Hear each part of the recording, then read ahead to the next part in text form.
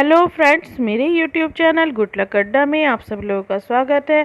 आज मैं आप सब लोगों के लिए बिहार पब्लिक सर्विस कमीशन द्वारा वैकेंसी निकाली गई है प्रधान अध्यापक की या प्रधान शिक्षक की, उसके लिए मैं जीएस का एमसीक्यूज लेकर आ रही हूँ। बीपीएससी पिछले दिनों जितने भी एग्ज़ाम लेती रही है उन सब में इतिहास से लगभग 17 से 18% प्रश्न पूछे जाते रहे हैं।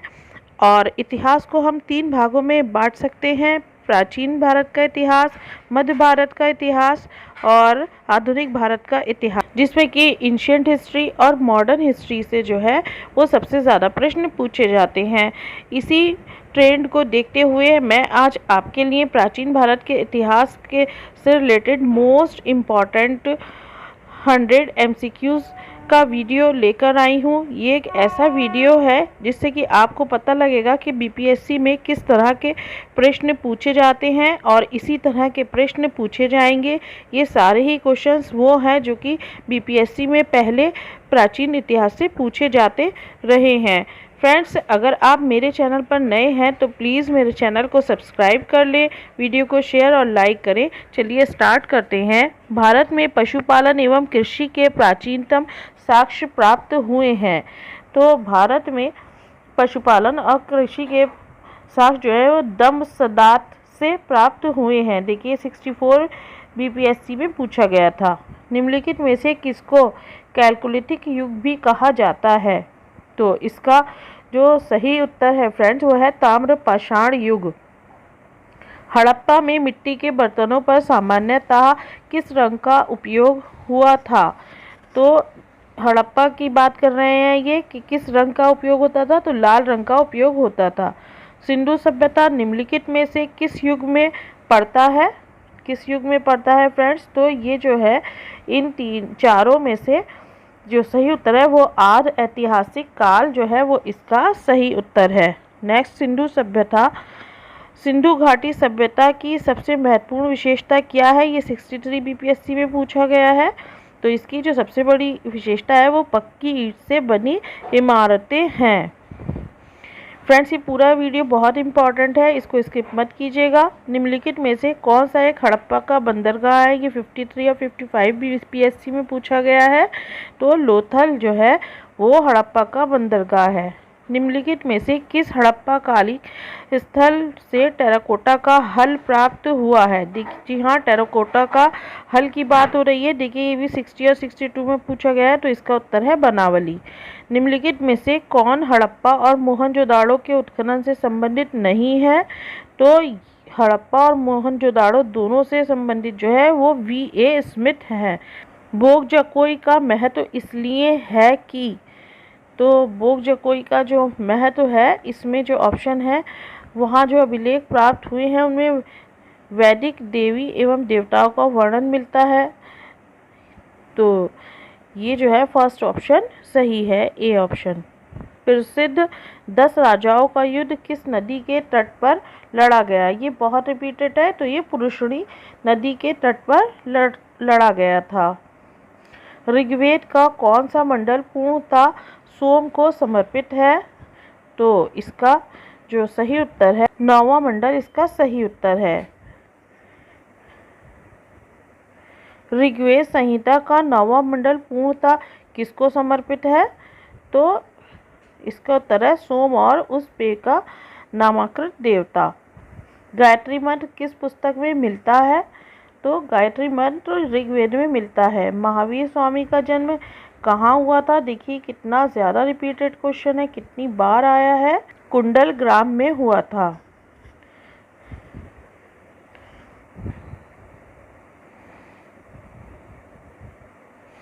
महावीर जैन की मृत्यु निम्नलिखित में से किस नगर में हुई थी? तो पावापुरी में इनकी मृत्यु हुई थी। भगवान महावीर का प्रथम शिष्य कौन था? तो जमाली जो था वो उनका प्रथम शिष्य था।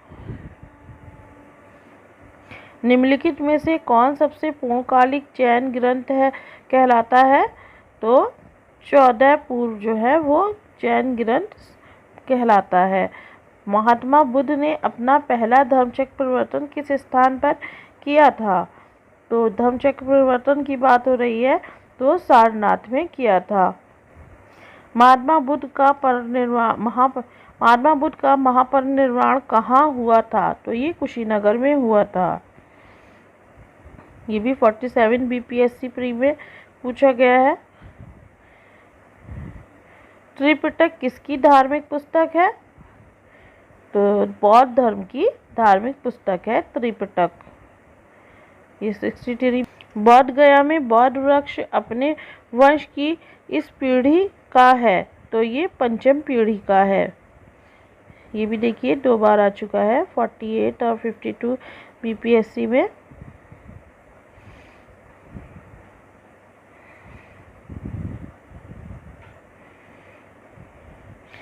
बराबर की गुफाओं का उपयोग किसके आश्रय गृह के रूप में किया गया? तो ये आजीवकों ने किया था। आजीवक संप्रदाय के संस्थापक कौन थे? तो मक्खनी गौसाल जो थे वो आजीवकों के वो थे। पाटलिपुत्र के संस्थापक उदयन थे। देखिए ये भी रिपीटेड प्रश्न है। किस शासक द्वारा सर्वप्रथम पाटलिपुत्र का राजधानी के रूप में चयन किया गया? तो उदयन के द्वारा किया गया। आजीवक संप्रदाय के संस्थापक कौन थे? तो मक्खनी गौसाल थे। विश्व का पहला गणतंत्र वैशाली में किसके द्वारा स्थापित किया गया? तो ये जो है विश्व का पहला गणतंत्र वो लिच्छवी राजाओं के द्वारा किया गया था। मगध की प्रारंभिक राजधानी कौन सी थी? तो राजगृह या गिरिव्रज जो थी पहली राजधानी थी। अजातशत्रु के वंश का नाम क्या था? तो ये हर्यक वंश का था। देखिए ये भी 53 और 55 बीपीएससी दोनों में आया है। सेंड्रोकोटस ने चंद्रगुप्त मौर्य की पहचान किसने की? सेंड्रोकोटस से चंद्रगुप्त मौर्य की पहचान किसने की? विलियम जोन्स ने की। ब्राह्मी लिपि को सर्वप्रथम किसने पढ़ा था? तो ये जेम्स प्रिंसेप ने पढ़ा था सबसे पहले। देखिए ये यूपी पीसीएस स्पेशल में भी आ चुका है। 48 52 बीपीएससी दोनों में आ चुका है। मेगास्थनीज की पुस्तक का नाम क्या है? तो इंडिका है। इंडिका का लेखक कौन था? तो मेगास्थनीज था। मेगास्थनीज दूत था तो सेल्यूकस का दूत था मेगास्थनीज। ये 63 बीपीएससी में आया था। अंतिम मौर्य सम्राट कौन था? तो इसका जो सही उत्तर है वो है बृहद्रथ। किस अभिलेख में रुद्रदामन प्रथम की विभिन्न उपलब्धियां वर्णित हैं? ये तो रुद्रदमन की बात हुई तो जूनागढ़ अभिलेख में वर्णित है। निम्नलिखित राजाओं में से किसका जैन धर्म के प्रति भारी झुकाव था? तो खारवेल का झुकाव था। कलिंग नरेश खारवेल का संबंध किससे था? तो महामेघवाहन वंश से इनका संबंध था। प्राचीन भारत का नेपोलियन किसे कहा जाता है? तो समुद्रगुप्त को कहा जाता है। गुप्त सम्राट जिसने हूणों को पराजित किया था तो वो स्कंदगुप्त थे। किस प्रकार की भूमि को अपरहत कहा जाता है? बिना जोती हुई जंगली भूमि को। चीनी यात्री सुंगयुन ने भारत की यात्रा की थी। तो इसका सही उत्तर है 515 ईस्वी से 520 ईस्वी के बीच। हर्षवर्धन के शासनकाल में किस चीनी यात्री ने भारत की यात्रा की थी? तो ये 56 से 59 दोनों में पूछा गया है। हुनसांग ने की थी। कल्हड़ की पुस्तक का नाम क्या है? तो इसका नाम है राजतरंगिणी। ये भी रिपीटेड है। उदंतपुर शिक्षा केंद्र निम्न में से किस राज्य में अवस्थित था? तो ये बिहार राज्य में अवस्थित था। कर्नाट वंश का संस्थापक कौन था? तो ये नान्यदेव थे। नान्यदेव थे। कर्नाटक वंश का अंतिम शासक कौन था? तो हरि सिंह थे। किस काल में अछूत की अवधारणा स्पष्ट रूप से उद्धृत हुई थी? धर्मशास्त्र के समय में। कनिष्क के शासनकाल में बौद्ध सभा किस नगर में आयोजित की गई थी? तो इसका सही उत्तर है कश्मीर। कश्मीर में आयोजित की गई थी। भगवान बुद्ध के महापरिनिर्वाण के बाद पहली बौद्ध संगीति हुई थी। तो भगवान बुद्ध के महापरिनिर्वाण के बाद राजगृह राजगीर में हुई थी। बुद्ध के जीवन की 4 प्रमुख घटनाओं और उनके संबंध 4 स्थानों का लेख उल्लेखित है। उन 2 स्तंभों 1 और 2 में अंकित है। उनका सुमेलन कीजिए। जन्म कहाँ हुआ था? लुम्बिनी में। ज्ञान प्राप्ति हुई थी बोध गया में। प्रथम प्रवचन सारनाथ में। निधन जो है वो कुशीनगर में हुआ था। बोध गया में महाबोधि मंदिर बनाया गया जहाँ, तो इसका सही उत्तर है गौतम बुद्ध को ज्ञान प्राप्त हुआ था। गौतम बुद्ध को एक देवता का स्थान किस राजा के युग में प्राप्त हुआ? तो ये कनिष्क और अशोक के समय में प्राप्त हुआ था। ईसा पूर्व 6ठी सदी में विश्व की प्रथम गणतंत्रात्मक व्यवस्था कहाँ थी? तो वैशाली में थी। मुगल चित्रकला किसके नेतृत्व में अपने शीर्ष बिंदु पर थी? तो मुगल चित्रकला जहांगीर के समय में। 16 महाजनपदों की सूची उपलब्ध है अंगुत्तर निकाय में। नालंदा विश्वविद्यालय की स्थापना का युग है। तो नालंदा विश्वविद्यालय की स्थापना का युग गुप्त काल है। कुमार गुप्त ने इसकी स्थापना की थी। नालंदा विश्वविद्यालय किस लिए विश्व प्रसिद्ध था? बौद्ध धर्म दर्शन के लिए प्रसिद्ध था। मध्यकालीन भारत में मनसबदारी व्यवस्था क्यों लागू की गई थी? तो सैनिकों की सुगमता से भर्ती हेतु। प्रथम मगध साम्राज्य का उत्कर्ष किस शताब्दी में हुआ था? ईसा पूर्व 6वीं शताब्दी में हुआ था। किसके ग्रंथ में चंद्रगुप्त मौर्य का विशिष्ट रूप वर्णन हुआ है? वो है विशाख दत्त। निम्नलिखित में से मगध का कौन सा राजा सिकंदर महान के समकालीन था?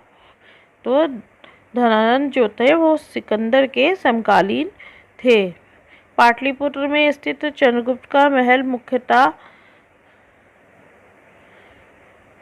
किससे बना हुआ था? तो ये लकड़ी का बना हुआ था। अष्टप्रधान का गठन किसने किया था? तो शिवाजी ने किया था। निम्नलिखित में से किस मौर्य राजा ने दक्कन की विजय प्राप्त की थी? तो चंद्रगुप्त ने विजय प्राप्त की थी। ये अभिलेख जिसमें ये प्रमाणित होता है कि चंद्रगुप्त का प्रभाव पश्चिम भारत पर था, किससे संबंधित है? कौन सा अभिलेख था? वो तो रुद्रदामन का जूनागढ़ अभिलेख। निम्नलिखित में से कौन सा क्षेत्र अशोक के साम्राज्य में सम्मिलित नहीं था? तो इसका सही उत्तर है श्रीलंका। अशोक के शासनकाल में बौद्ध सभा किस नगर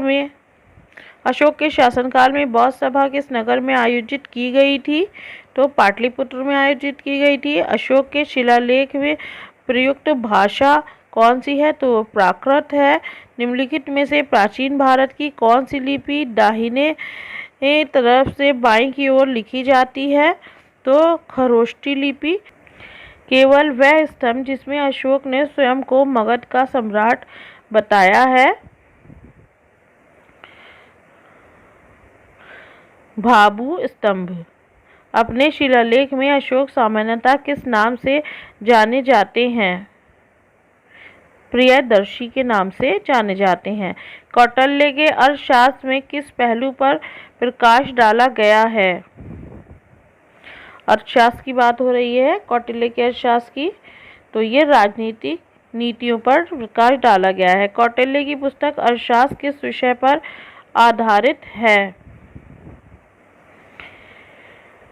तो उपरोक्त में से कोई नहीं, या उपरोक्त में से एक से अधिक जो है इसका सही उत्तर होगा।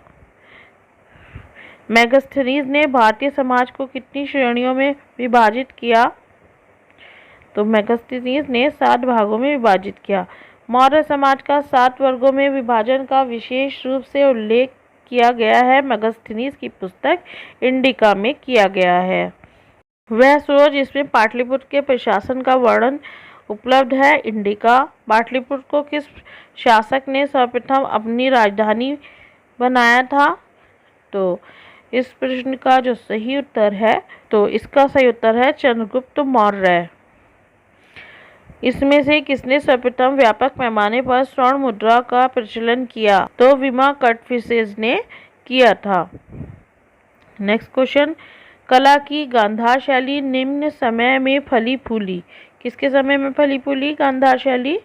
तो इसका सही उत्तर है कुषाणों के समय में गांधार शैली की बात है। शुंग वंश के बाद किस वंश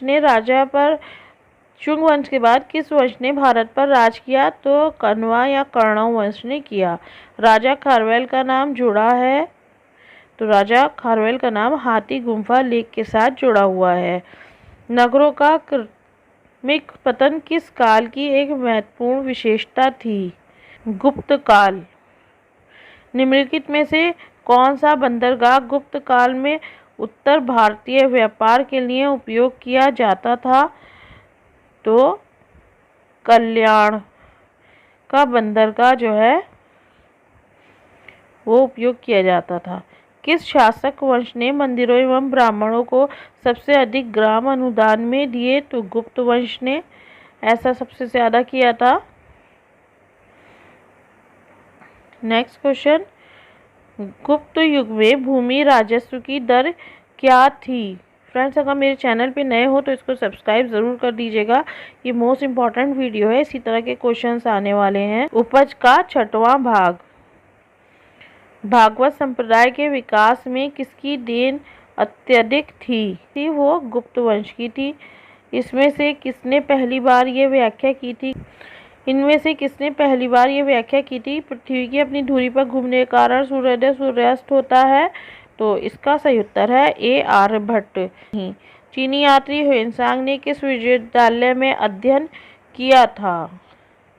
तो ह्वेनसांग ने नालंदा विश्वविद्यालय में अध्ययन किया था। ह्वेनसांग की भारत में यात्रा के समय सूती कपड़े उत्पादन के लिए सबसे प्रसिद्ध नगर कौन सा था? तो इसका उत्तर है मथुरा। कवि बाण निवासी थे, तो कवि बाण कहाँ के निवासी थे?